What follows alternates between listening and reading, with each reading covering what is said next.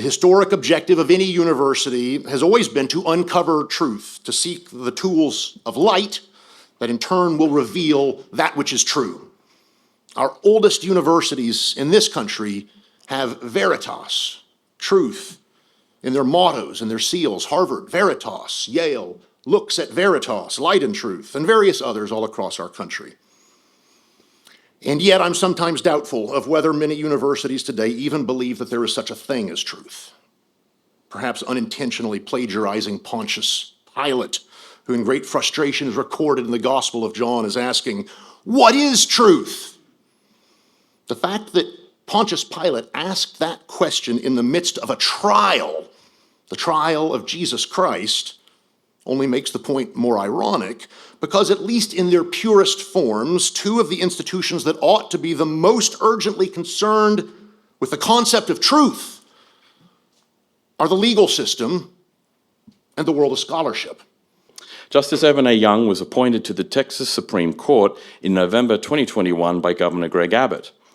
He was subsequently elected in November 2022 to a term that expires on December 31, 2028.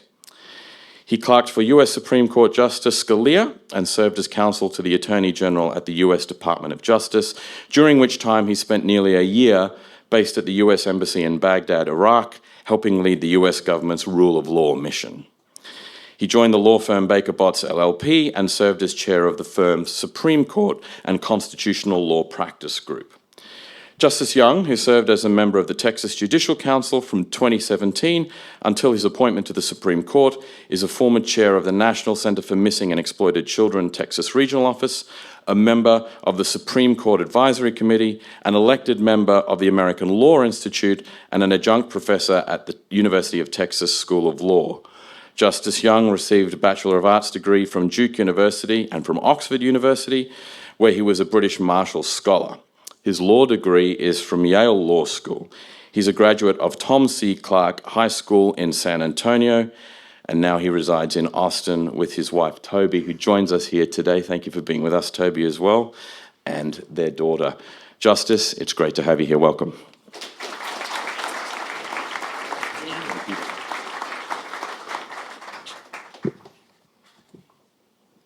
Good afternoon. Speakers always say they are honored to be somewhere, and that sentiment is sometimes even true. And it certainly is true for me today. I'm honored to be asked to talk about the Constitution on the eve of the 238th anniversary of Constitution Day, but especially to do so here. As for the topic, the Constitution is, after all, the highest source of authority within my profession as a lawyer, and even more so as a judge, because the Constitution itself reaches out to emphasize its role within my work. Article 6, Clause 2 of the United States Constitution says this: "This Constitution and the laws of the United States which shall be made in pursuance thereof, and all treaties made or which shall be made under the authority of the United States shall be the supreme law of the land." And here's the key part for me: "And the judges in every state shall be bound thereby, anything in the Constitution or laws of any state to the contrary notwithstanding." And don't forget, the judiciary is not just some institution that's out there to be a useful dispute resolution machine to be dusted off when we need it. The judiciary at all times is 1/3 of the government. And the very next clause of the Constitution, and the one I just read to you, makes that point by linking it all together. The senators and representatives before mentioned, the ones in Article 1 of the Constitution, and the members of the several state legislatures, and all executive and judicial officers, both of the United States and of the several states, shall be bound by oath or affirmation to support this Constitution. The first time I took the oath of office as a Texas Supreme Court justice, my wife Toby held Sam Houston's Bible, on which I placed my left hand and then raised my right to take the oath that was prescribed by the Constitution of the United States and also the Constitution of Texas. A similar oath must be taken by all Texas lawyers, future members of which profession are likely to be many in this room today. And here's what you will swear when it's your turn to become a member of our profession. I do solemnly swear that I will support the constitutions of the United States and of this state, and that I will honestly demean myself in the practice of law and various other things, so help me God. Justice Scalia, my old boss, as the dean mentioned, he administered that oath to me, officially transforming me from mere citizen Evan Young into lawyer Evan Young, a transformation that many of our fellow Texans might regard less as a promotion and more like the spell cast upon the prince that turned him into a toad. A textualist might be forced to agree with those citizens' views that this is bringing us deep down, because did you hear what I just read to you? And that I will honestly demean myself in the practice of law. Justice Scalia had no problem with the part of the oath that said we'll support the constitutions of the United States and of this state. But before administering the oath to me, he said, "Are you sure this is really the right oath, that you swear to honestly demean yourself in the practice of law?" Lawyers all too frequently and publicly do demean themselves, don't they? Which is to say, it is not as rare as I wish that lawyers debase themselves through their conduct, that they rob themselves of their own dignity by what they say and what they do. But if they just promised to do so when they took the oath, can we really blame them? And of course, Justice Scalia was joking and not confused by that. He understood that the oath was using formal, even archaic language that had the exact opposite sense of what we mean when we say the word demean today. To honestly demean oneself is to order one's conduct with honesty and integrity. It's more related to the word demeanor. Shakespeare used the word demean in this way. And I now talk about all of this when, as a judge, I swear new lawyers into the bar. But Justice Scalia remains the only person I have ever heard who saw that and said, wait a second, can that really be what the state of Texas wants you to say? And of course, it's perfect that of all people, Justice Scalia would be the one to comment on that, because no one was more fixated on the importance of the original public meaning of a legal text than Justice Scalia was. No one in the legal sphere has been more fixated on the notion of truth within our sphere than he was. And the major point of my talk today can be summarized in that single word, truth. And that's why I'm honored to give this particular talk, not just about such a revered document, more than a document, but to do so at a place like the University of Austin, that describes itself in this way. The University of Austin is dedicated to the fearless pursuit of truth. The University of Austin even has its own constitution, which I found and which includes the following. We, the founders of the University of Austin, in order to establish an institution of higher learning that champions the pursuit of truth, scientific inquiry, freedom of conscience, and civil discourse, and that is independent of government, party, religious denomination, and business interest in all matters, do ordain and establish this Constitution of the University of Austin. First on the list, pursuit of truth. Of course, that really shouldn't be terribly noteworthy, should it? The historic objective of any university has always been to uncover truth, to seek the tools of light that in turn will reveal that which is true. Our oldest universities in this country have veritas, truth, in their mottos and their seals. Harvard, veritas; Yale, looks at veritas, light and truth, and various others all across our country. And yet I'm sometimes doubtful of whether many universities today even believe that there is such a thing as truth. Perhaps unintentionally plagiarizing Pontius Pilate, who in great frustration is recorded in the Gospel of John as asking, "What is truth?" The fact that Pontius Pilate asked that question in the midst of a trial, the trial of Jesus Christ, only makes the point more ironic, because at least in their purest forms, two of the institutions that ought to be the most urgently concerned with the concept of truth are the legal system and the world of scholarship. What other currency does the world of scholarship have besides truth? Now, suppose that some academic cared about something else more than truth. And I know that that's a very big stretch of the imagination to think of an academic in America today caring about something other than truth. But even so, let's imagine that. Even if your goal is something else, power, ideology, whatever it might be, upon the erosion of a real and perceived commitment to truth, a scholar's ability to achieve those other goals likewise depart. And I think we're seeing that phenomenon develop before our very eyes. The existence of the University of Austin, I think, is proof. This university would not need to exist if all the others had remained as single-mindedly focused on the pursuit of truth as they were created to be. And likewise in the legal system. What could be more sacrosanct than the truth? Truth about what actually happened in a case. Whether the accused actually did what he's accused of doing is not some minor detail, it's the whole point of a criminal trial or any other kind of trial. Whether a parent has so far fallen below the minimum standards that our law establishes to be deemed a fit parent, and thus to have his children permanently taken away from him and deemed in the eyes of the law to be strangers, that's a vital question about whether or not the state's assertions are true. It's the difference between the life and death of a family.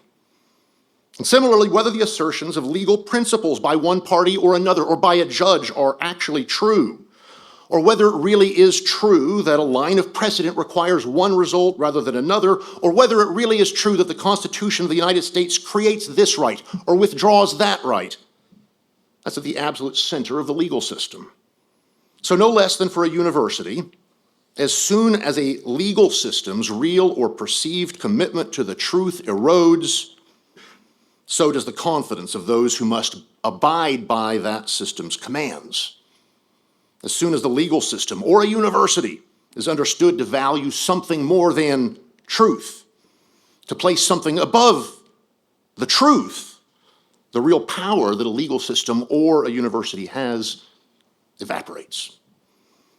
And in both instances, what was created to find and propagate truth can be destroyed by those who will seize the label of truth and affix it to propaganda or ideology. And so I come to you today to talk about the Constitution of the United States from the perspective of seeking the truth about what it is and what it means. The approach that I take to the Constitution is the same one that Justice Scalia took. The idea that the true meaning of the Constitution is nothing more, nothing less than its original public meaning, which in turn is the meaning that its words were reasonably understood to bear or convey by those who ratified the Constitution, thus investing it with sovereign power.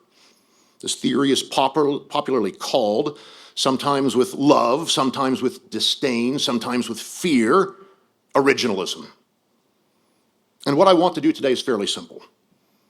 I want to talk about how we can understand the true meaning of the Constitution by discussing what constitutions are and how originalism works. And then, in the spirit of truth, I want to talk about what I understand to be the best objections to originalism. Now, many of you here who are not yet lawyers have nonetheless, by virtue of coming to a place like this, been formed by those who would instill in you ideas about what it means to be a citizen of this country, and in turn have given great and deep thought to the topics that I'll talk about today, deeper in many instances than what I could possibly plumb in the time that's been allotted, but that's okay. One of my favorite Christian hymns includes the following lines. I love to tell the story, for those who know it best seem hungering and thirsting to hear it like the rest. I wouldn't dare compare anything to the gospel, but I'll at least make this claim, that the story of the Constitution of the United States and its true meaning is a story that warrants telling and retelling, hearing and rehearing. So first, what even is a constitution? The Constitution describes how a nation's or a society's powers are distributed. The very word constitution emphasizes that it is about structure construction, building, how we are made, how our government is constituted. In this sense, the word constitution does not mean a piece of paper that at the very top of it says Constitution.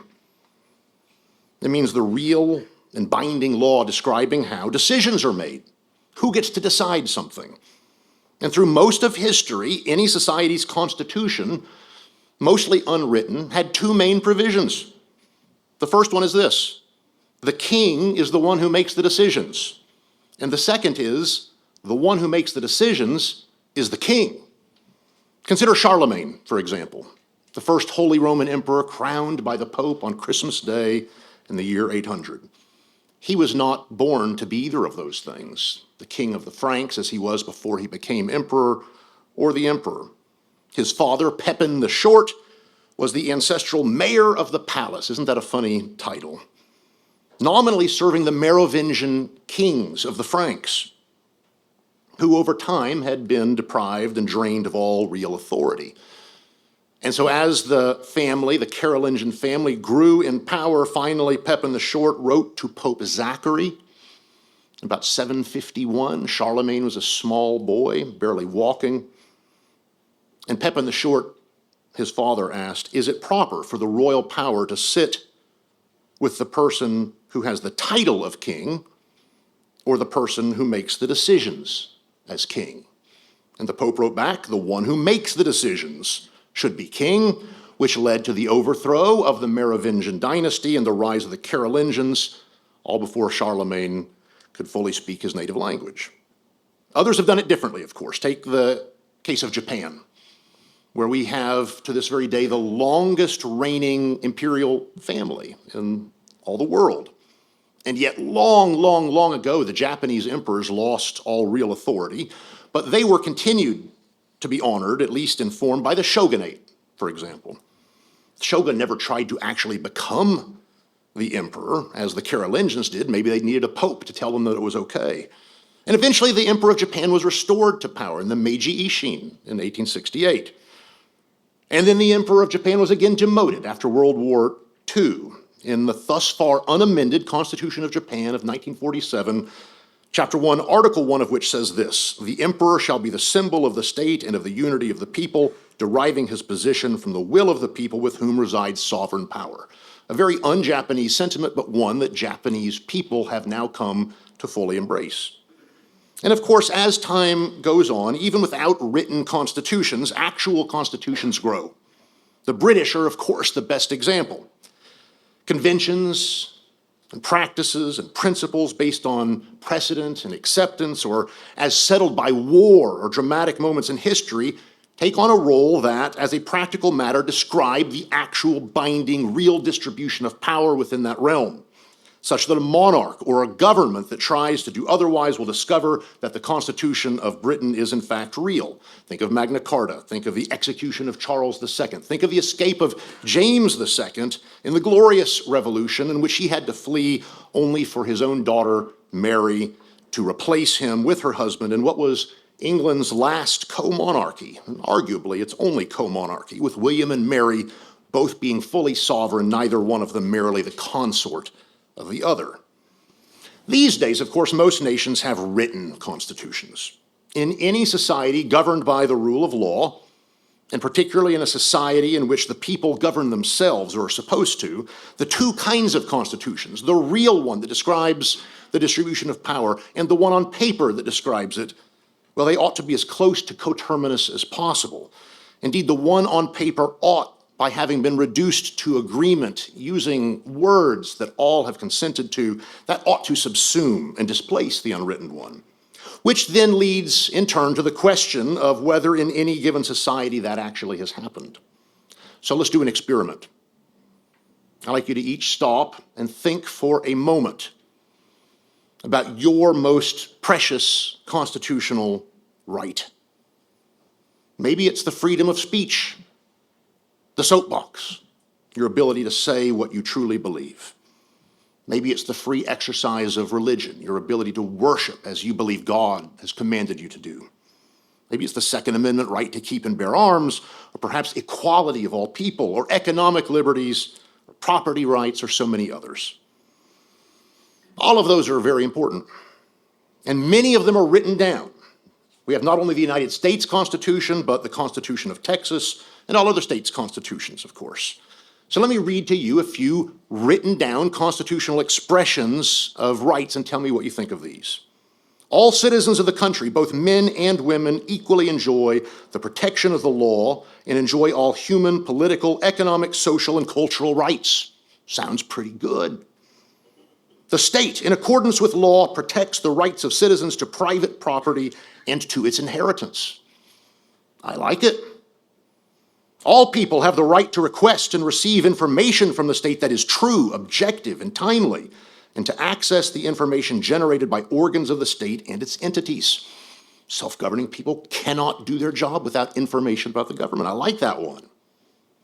No one shall be subject to torture, violence, or other severe or humiliating treatment or punishment.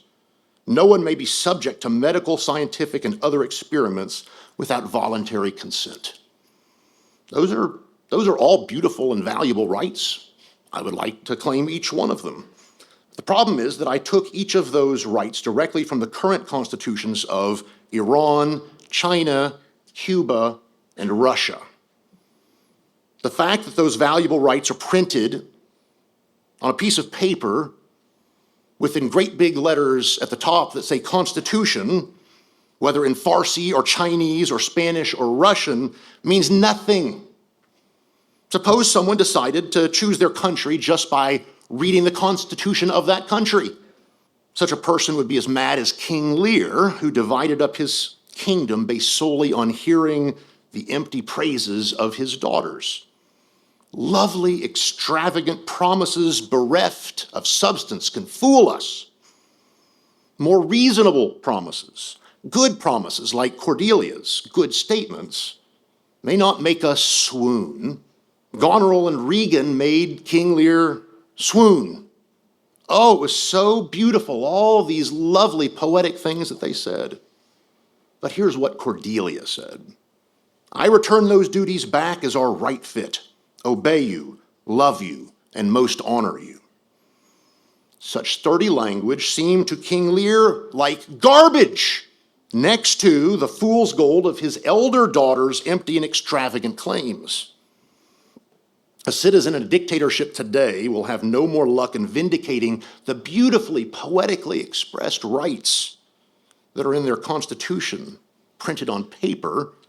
They'll have no more luck at that than King Lear did when things started to go wrong, when he tried to rely on Goneril's and Regan's beautiful protestations of their love and fidelity to him. So what makes our country, what makes our society so different?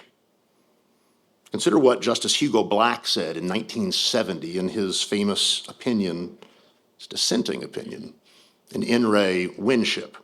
Here's what Justice Black said. Perhaps the most fundamental individual liberty of our people is the right of each man to participate in the self-government of his society. That individual right is about structure. The idea that our Constitution is one for a self-governing people. All of our other rights, the things that are precious to us in our daily life, the things that I just listed from Iran and China and Cuba, North Korea has a great one too. Look these up, you can find them online.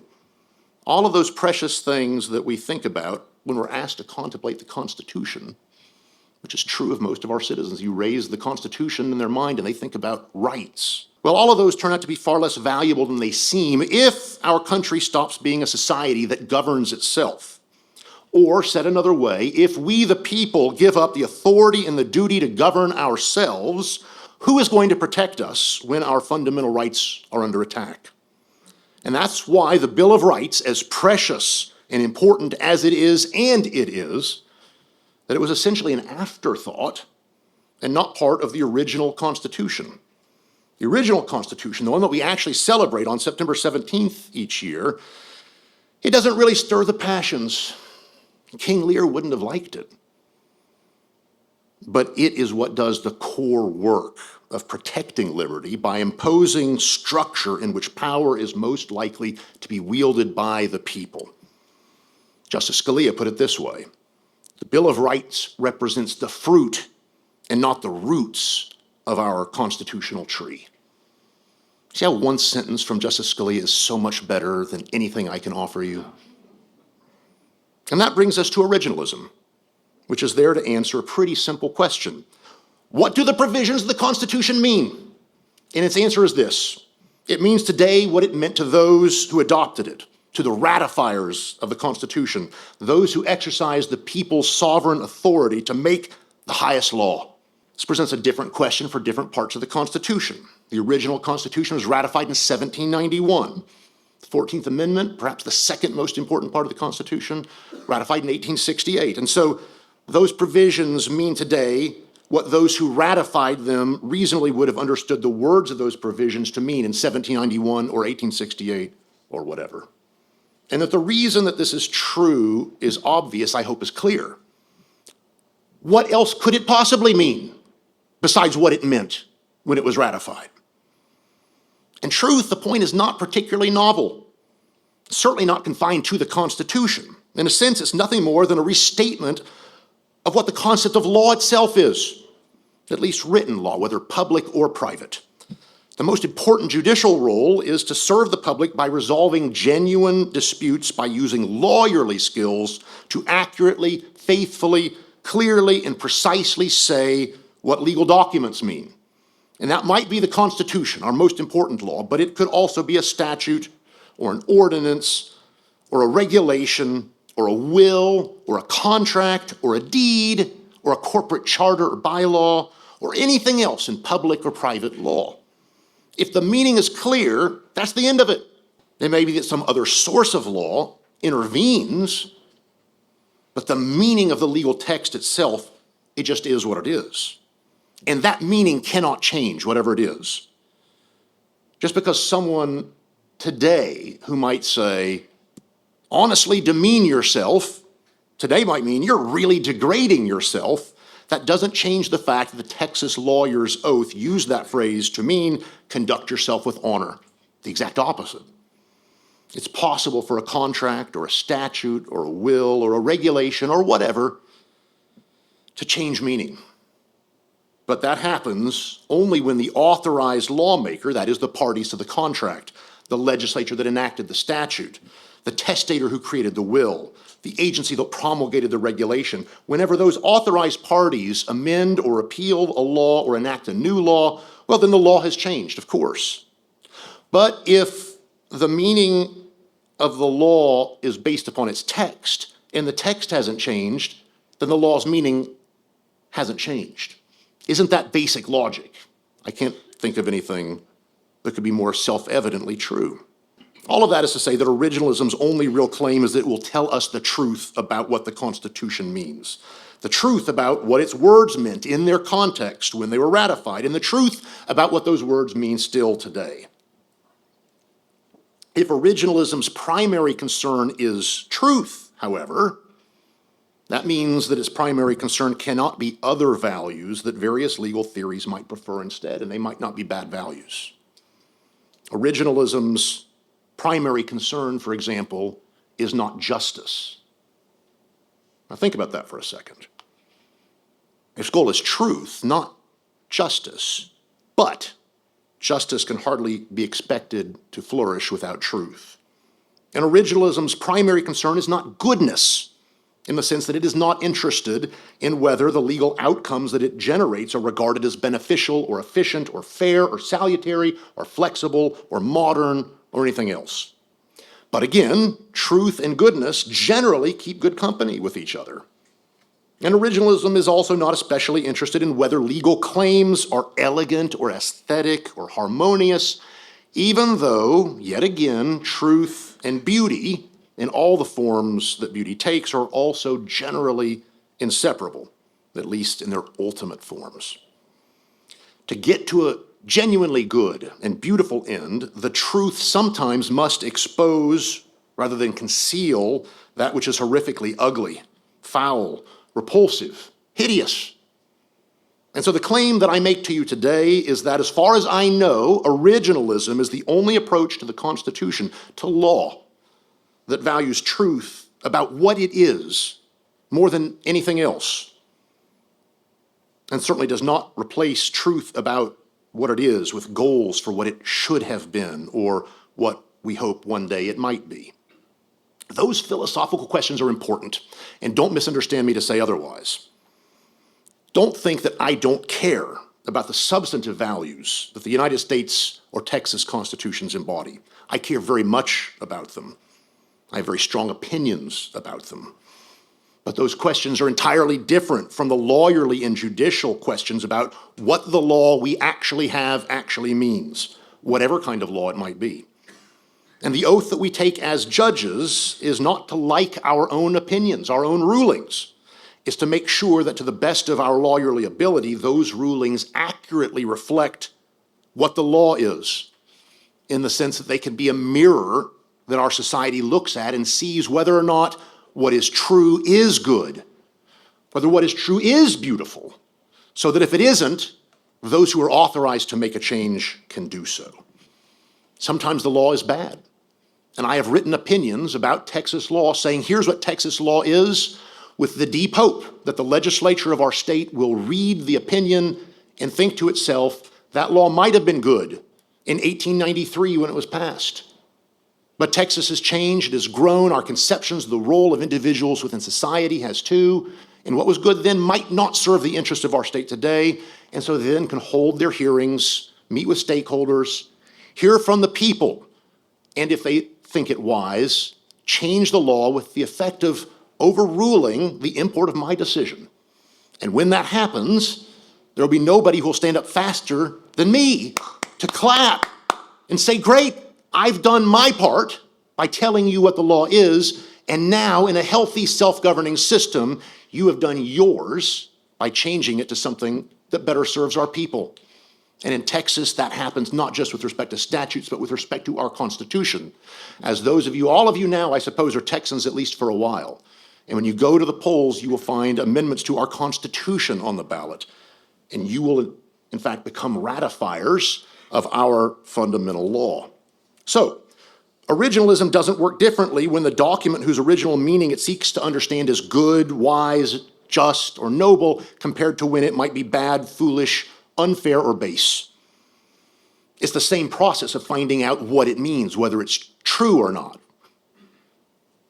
And it's good luck that our framers and the ratifying generations of our most foundational periods of constitutional history were unusually wise and basically virtuous.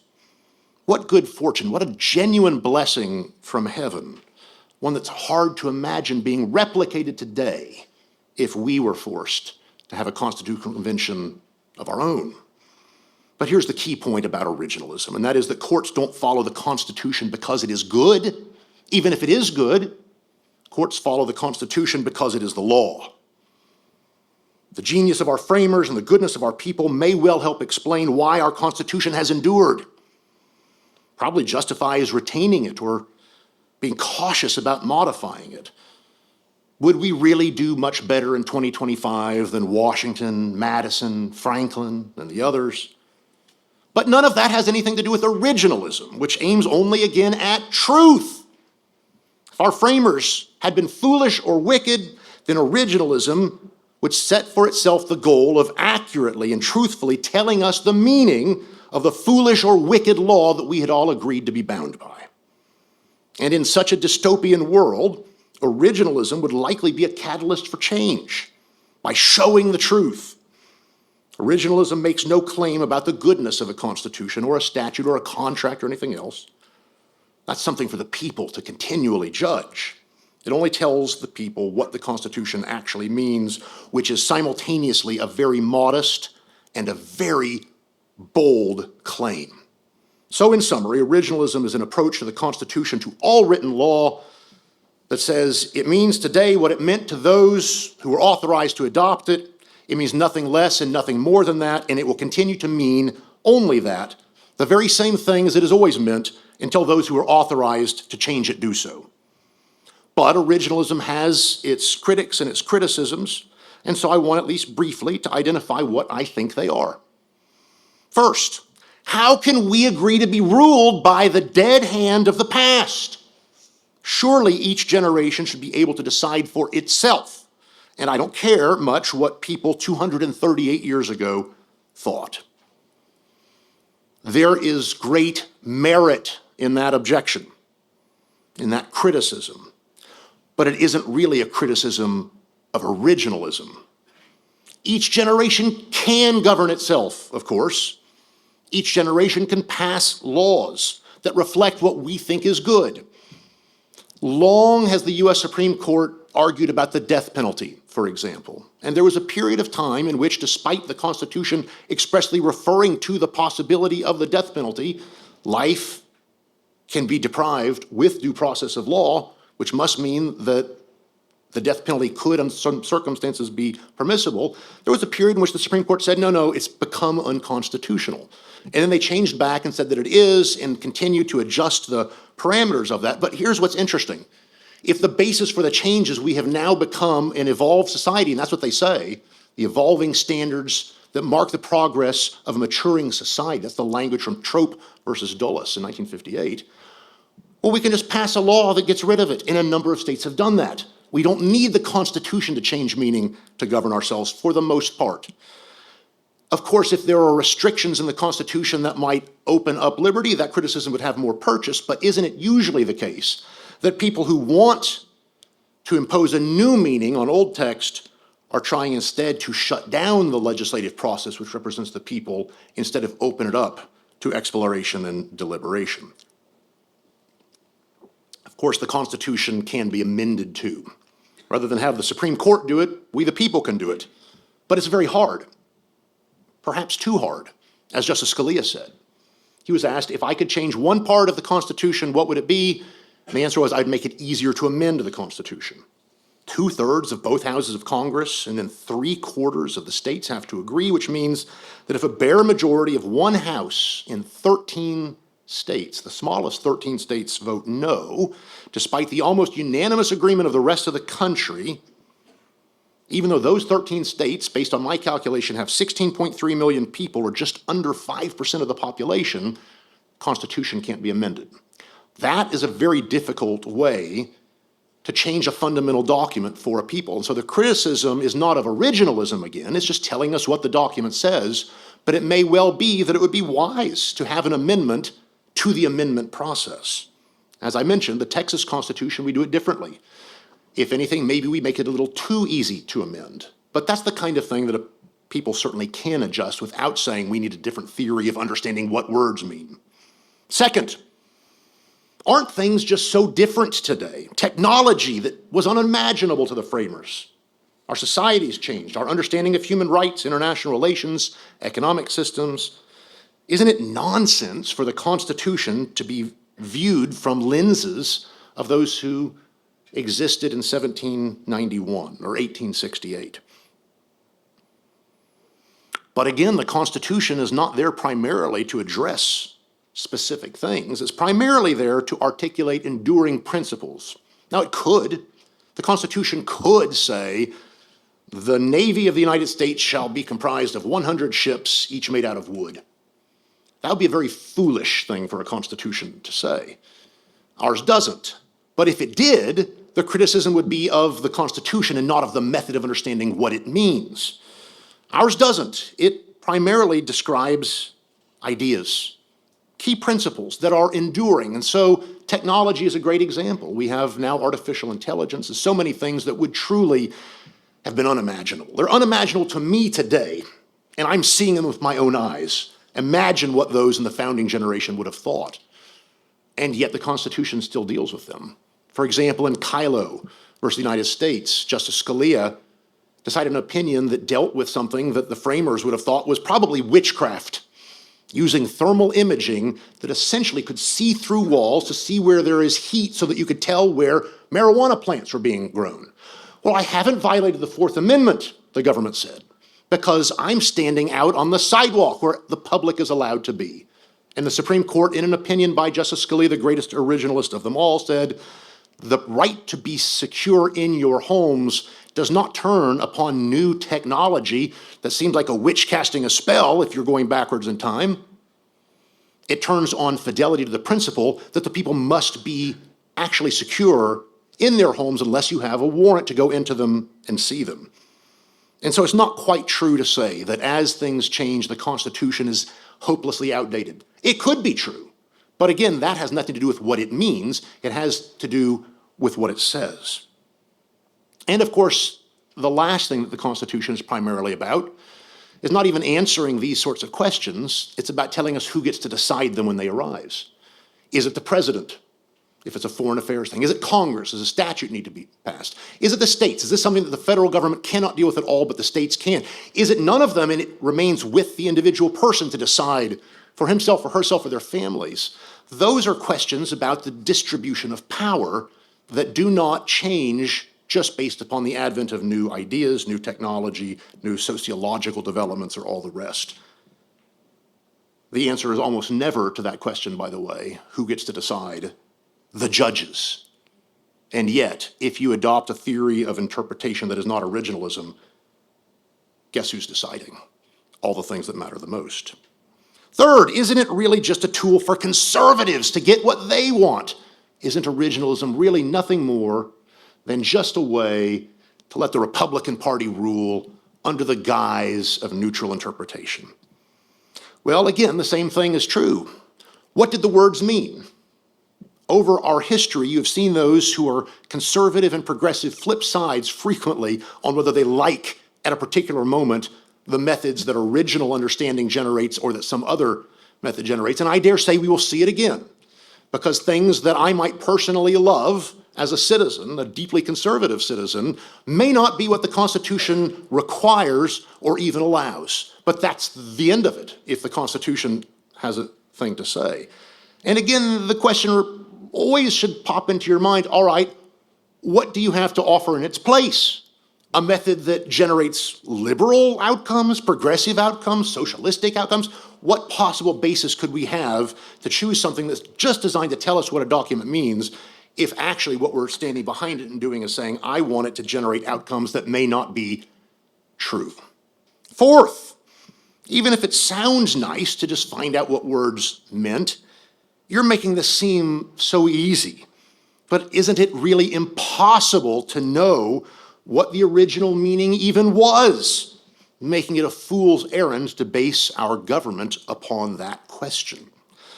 And the objection is, again, a sound one in some ways. How naive Justice Scalia is, how naive Justice Young and all the others are to think that words have determinate meaning.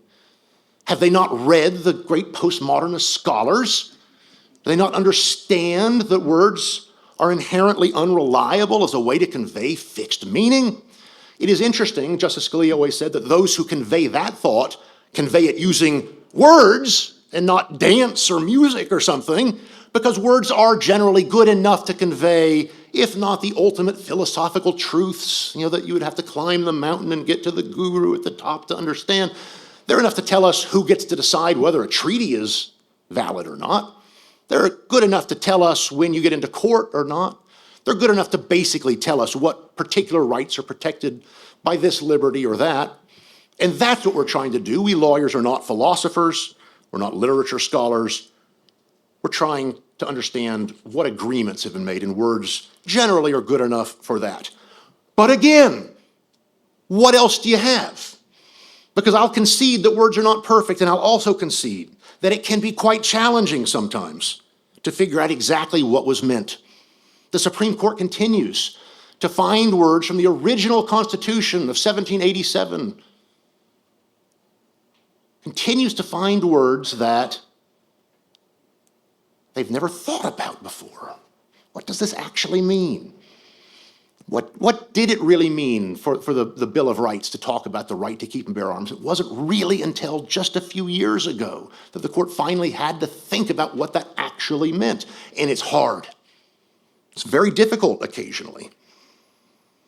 The Supreme Court of Texas comes upon this same problem in understanding the original meaning of the original Texas Constitution of 1876. Next year is the 150th anniversary of the Texas Constitution. Don't forget that when you're celebrating the 250th anniversary of the Declaration of Independence. We have our own Constitution to celebrate too. And so when that happens, we do our best using precedent, tools, original understanding. There are people in this room who will become scholars, able to help us refine that meaning And when we really can't be sure, there are several options then. One option is, well, who knows what it really meant, but I would sure like it if it meant that. 5 is more than 4, that's what it means. That's option number 1. Option number 2 is, we can't quite be sure that the Constitution was requiring this particular outcome. Therefore, we will assume that the Constitution intends to leave that with the people to govern themselves so that each generation can make changes if it wishes. I think option 2 is better and more consistent with our structural Constitution. 5th, why can't we prioritize liberty? And at least insist that the Constitution's understandings of liberty must accommodate our modern concerns. And I'll refer you back to Justice Black. Liberty is not so simply a matter of expanding individual rights. Every law restricts individual liberties to some degree. If the answer were simply, does it increase individual rights, then we would say, sure, we'll let people erect habitations in the middle of the highway if they want. Yes, they can relieve themselves in public in broad daylight in front of anyone if they want to. Yes, they can leave jail whenever they feel like it, having been convicted of a crime. In fact, why are we even calling that a crime? It's a restriction of individual liberties to criminalize individual conduct. And of course, the response is, no, you're being silly. I'm talking about individual liberties that don't harm someone else. But what is that? Who decides what that is? All you do is go right back to the beginning of the question to figure out whether or not something constitutes the kind of right that ought to be given to an individual or ought to be the subject of self-government by the people. And if the Constitution expressly demarcates as an individual liberty, that's that. And if it doesn't, we can make it one by passing a law, and we don't need the Supreme Court to pretend that something is written in the Constitution that isn't. 6th, the risks are too high for originalism, because sometimes the original public meaning might be really problematic based on how we choose to structure our society today. So shouldn't judges at least just try to make the law better, just to make it work, to iron out the edges? Which is another way of saying, shouldn't we be pragmatic? And pragmatism is not such a terrible thing, but it's a heavy burden for a judge. Justice Scalia wasn't terribly concerned about pragmatism in the sense of shaping the outcome to respond to the consequences of ruling one way or another. And one might argue that a comparative disinclination to focus on consequences is a grave deficiency in a theory of legal interpretation. And that's the thrust of this particular critique. But Justice Scalia believed that others, and not judges, were authorized to focus on policy outcomes, and that they were empowered to enact their preferences absent a clear command not to do so. And if the clear command was there, then the only answer is for us as a people to change it if it's so important. The temptation, though, is very high for judges. I can tell you this personally. When you have the authority, by just persuading 4 other people, to issue a command that 330 million other people must obey, or in our state that 31 million other people must obey, it can be an extraordinary sense of pressure because I have the power to do something that is good. And in that particular case, I might. Maybe the Constitution does require something that seems even dangerous or unjust or unfair, and I can fix it just by decreeing that it doesn't mean what it says. And that might do good in that case, and it might do good in that circumstance. But when I do that, I have pulled a thread from the garment that is woven together of the people of our state, or if the Supreme Court does it, of the United States, to govern themselves under law, and I make it harder for that act of self-government to happen. And so I try, like Justice Scalia did, to resist that temptation, which makes it a lot easier for me to sleep at night than if I had to think that on these shoulders rested the future of Texas. Instead, my belief is that the future of Texas rests on all of these shoulders and all the other people across our state and our country. So, if we don't have originalism, we actually don't have a constitution. Without the Constitution, the people aren't really their own rulers. Your judges will rule you. But it's not true that if something is really terrible, something that I can't imagine supporting, It's just not true that sort of thing must mean that it's unconstitutional, or that something I think must be so good that any sane society must want it, that means that it must be constitutional. It's a different question. Originalism is only able to answer the question of what the Constitution means. And our Constitution is a good one. Praise be to God. Without our Constitution, we could not possibly have become the people that we are. We could not possibly be bound together as a people. The Constitution is written with its structure, the checks and balances among the branches across the different levels of sovereignty, with individual rights added in, to force us to recognize that we're bound together, to force us to recognize that we're in the same boat, that our identity and destiny rise or fall together, and that we must listen to each other and be open to persuasion. I share the views of your last soapbox speaker. The events of this past week should sadden us all. One needn't think that Charlie Kirk was right about everything, to think that he was right to engage with his fellow citizens, so that we could better be informed and better govern ourselves the way that the founding generation expected us to be. He didn't talk only with those with whom he agreed. He talked to any citizen, and especially to those that were disinclined to share his views. Justice Scalia has talked about how striking it is to read through the records of the Constitutional Convention that ended in September of 1787, and to realize how frequently the views of the individual delegates to that convention changed, and sometimes changed dramatically, over the 4 months that they were in Philadelphia, because they were exposed to each other's ideas through respectful and civil dialogue, and they're bound together by something that transcended whatever they brought into the room about how government should be structured, and that was their determination to make the United States a nation in which its people would have the blessings of liberty guaranteed by a structure of government that would ensure freedom. The Constitution may be an essential element for a free society to flourish, but the Constitution cannot make us free. The Constitution cannot make our society a flourishing society. Bring the music on, this is the time. The Constitution cannot save us. Absolutely, yeah, here we go. It can't save us if the underlying premises of the Constitution itself are disregarded, and that is that a virtuous and self-governing society chooses civic life and wisely selects leaders who will enact policies under which we all can live until we again decide by a constitutionally ordained democratic process to change them. And that, my friends, is the only goal of originalism, to tell you what your law is so that when you want to change it, you can. Thank you for inviting me today.